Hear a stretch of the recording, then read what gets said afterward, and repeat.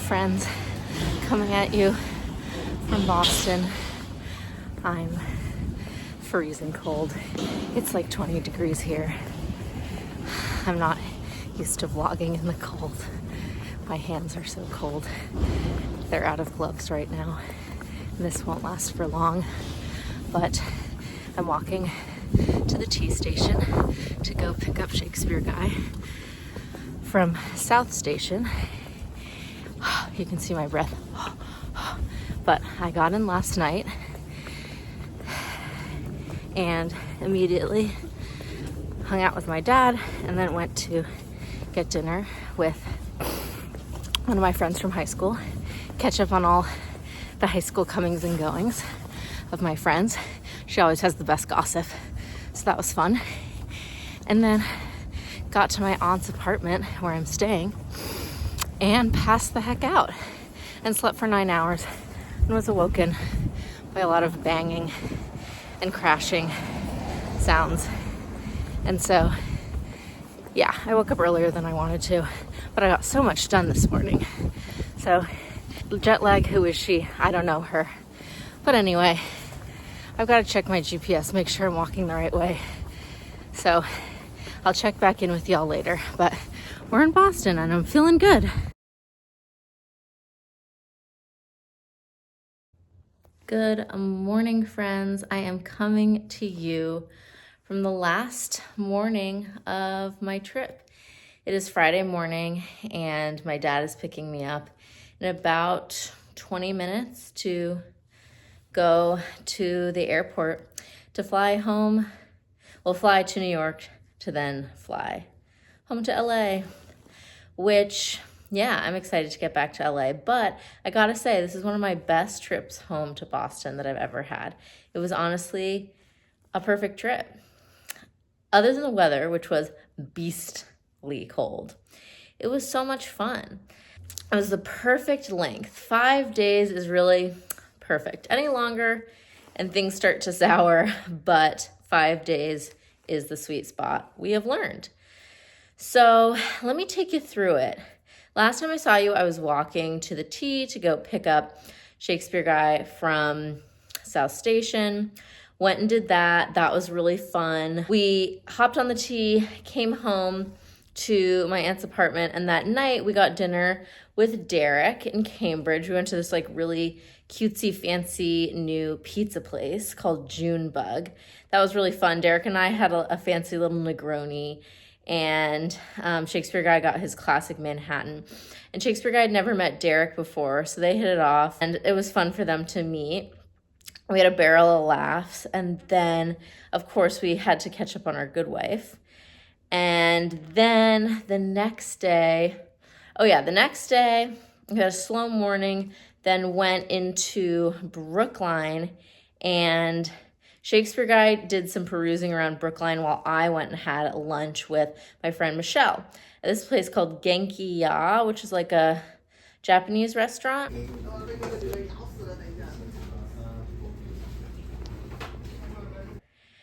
And then we walked around Brookline a little bit more. I showed him Brookline Booksmith, which is my favorite bookstore of all time.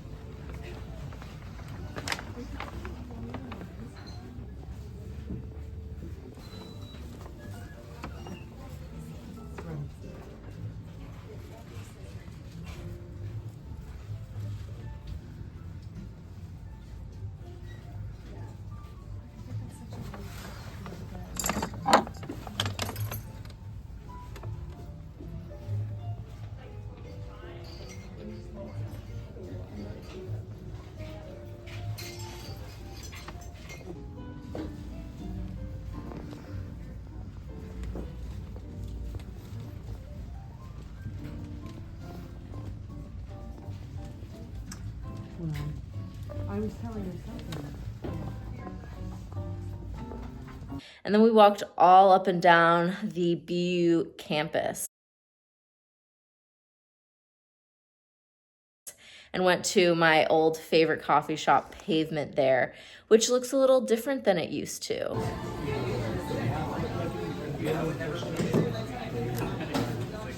Oh, and we walked into the George Sherman Union, which was like the big cafeteria that we used to go to between classes, which also looks so different. I was sending Caroline a video of it, and I was like, look, it looks totally different.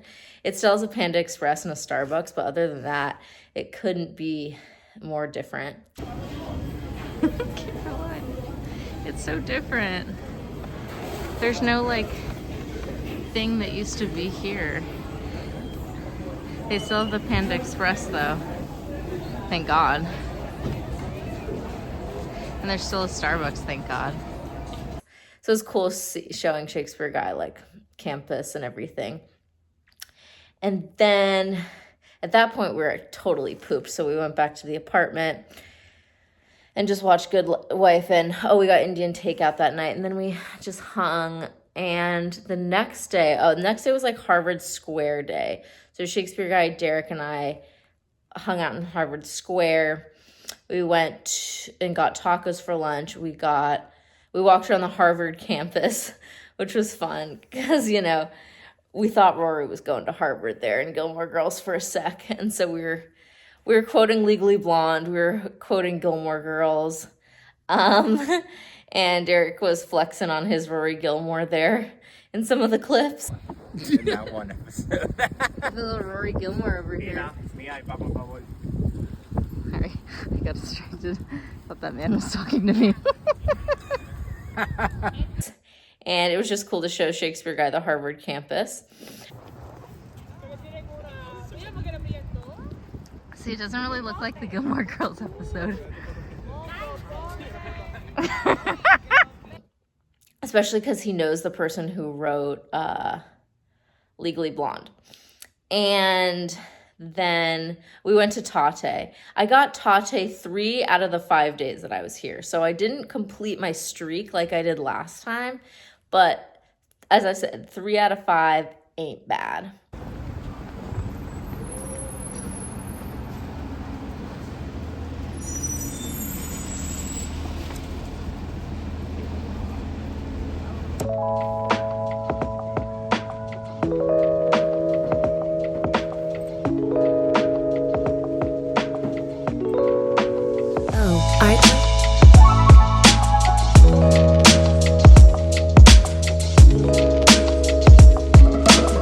And then I got dinner with Paul that night. I drove out to Wellesley, the suburbs of Massachusetts, in the pouring rain, which was kind of harrowing. But it was really nice to see my friend Paul from college, and we had a lovely little catch up.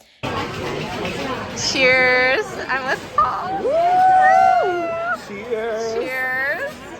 It was really funny, like, if you've ever had those dinners where, like, every time you're saying something like so out of pocket, the waitress comes over, you're like saying something so wildly inappropriate, and then right as you're starting to say it, the waitress is like, anything I can help you guys with? And we just kept busting into fits of laughter every time that would happen. It happened like 3 times in a row.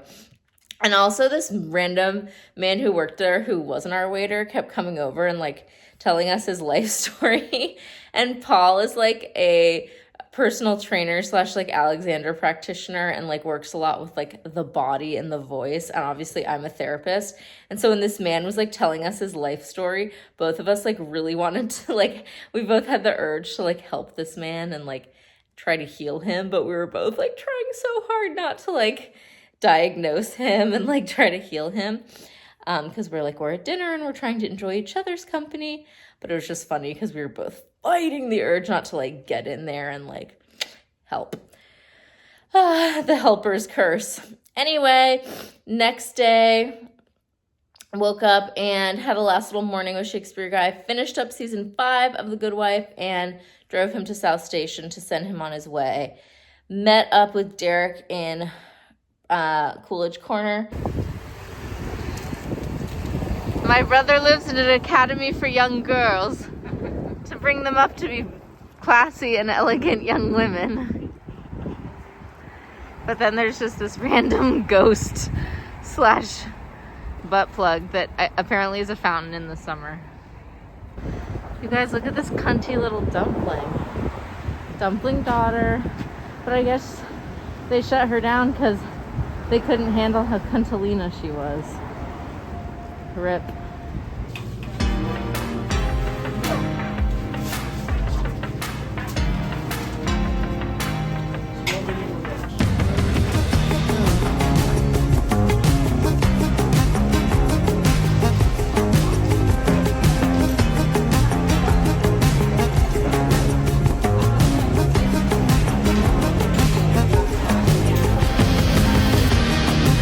And we watched Hamnet. We went to the theater and saw Hamnet together.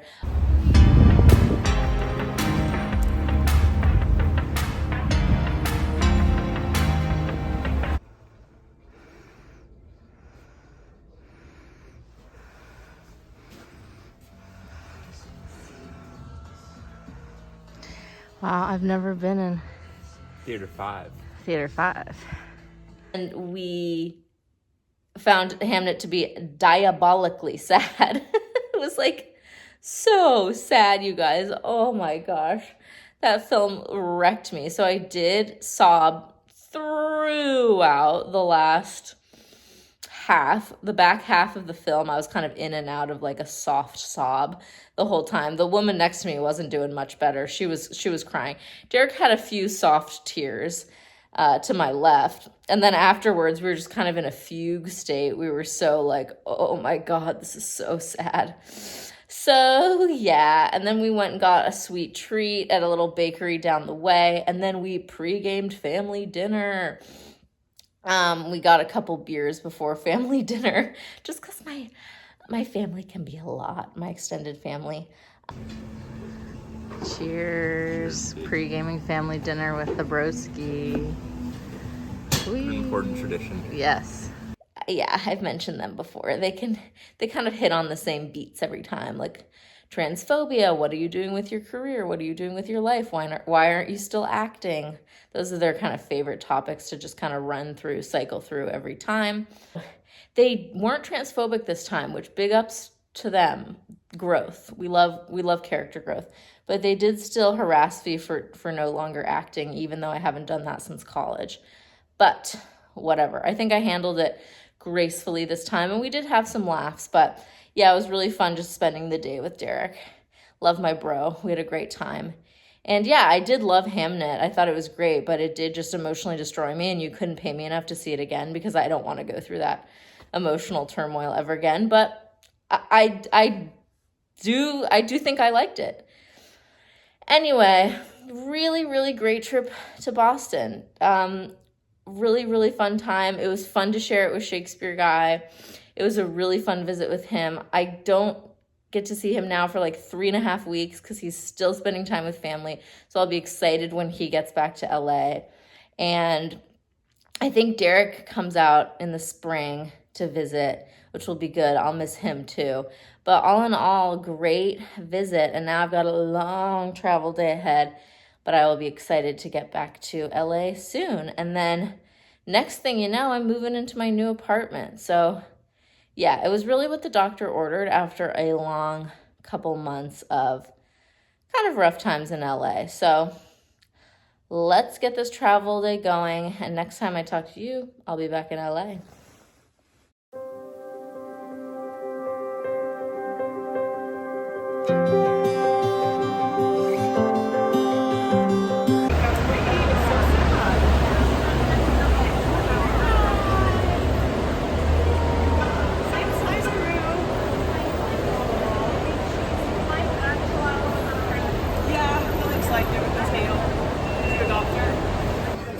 At Outback with my mates. This is our first bloomin' onion. And we've even got Uluru in the background. I feel like we're really down under, mates. All right, let's see if we're really in the Outback now. It's good though. Good. Hey friends, it is Sunday evening. Today, I have done, in the words of Harrison Ford in the show Shrinking, sweet fuck all. I've basically been waiting around all day to receive my new couch here at my mom's place, to then transport it to the new place when I move, hopefully next weekend. Honestly, it's unclear when moving day is going to be because I'm a little unclear as to when I get the keys. I was talking to my landlord today. Could be the 22nd, could be earlier.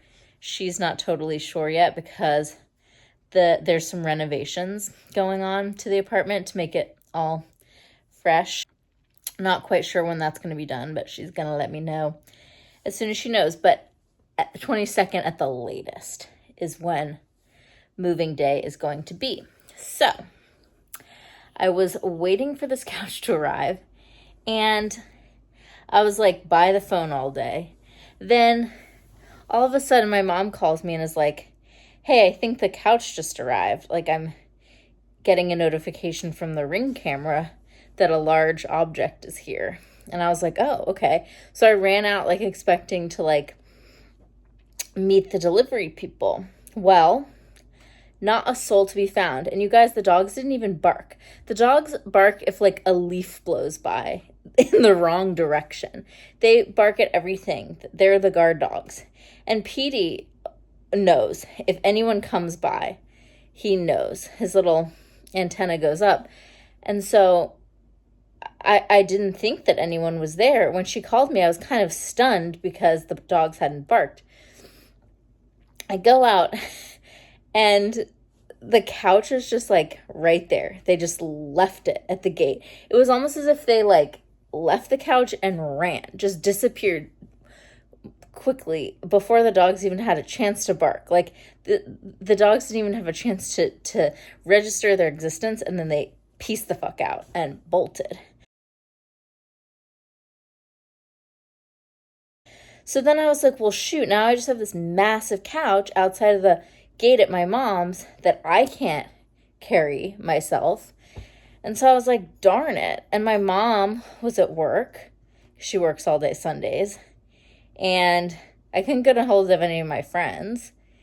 And my mom was like, none of the neighbors are home. She was texting the neighbors. And so I was just like trying to I was just kind of sitting outside, drinking my coffee, keeping eyes on the couch, making sure no one stole it. I was having paranoid visions of someone just stealing my couch, like out of our front yard, basically.